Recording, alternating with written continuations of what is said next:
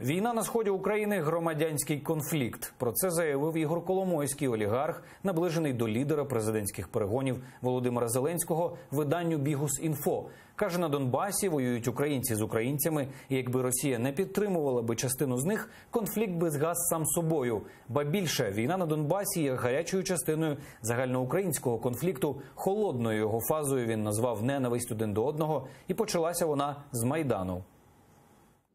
Майдан – это плохо или хорошо? Плохо. Потому что Порошенко? Нет, потому что итоги минус 13 миллионов населения. Минус Крым, минус Донбасс и минус 13 миллионов. Янукович, Россия. И революция, естественно. Взаимная ненависть. Внутренний гражданский конфликт. Внутренняя гражданская война. А что тут у нас? Непонятно.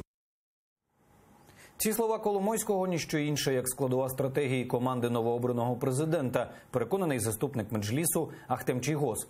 А це допомагає відтягнути час до парламентських виборів. Мовляв, допоки новий президент називає Росію країною-агресоркою, аби не розчарувати патріотичних українців, представники команди своїми протилежними заявами заграють з електоратом південно-східного регіону. І така політика дуже небезпечна для самої України.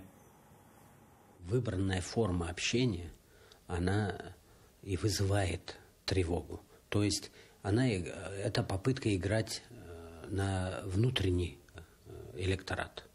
То есть все направлено на то, чтобы не растерять вот то количество или, скажем, какое-то ядро этого количества до парламентских выборов. И здесь очевидным является вот такое манипулирование и обтекаемые острые вопросы, уходить от них в форме неких таких, знаете, заявлений, в которых уже содержится предполагаемый ответ самого Путина, да, или его окружения, скажем. Вот это вызывает очень большое беспокойство. И я думаю, что не только внутри страны, но и за рубежом.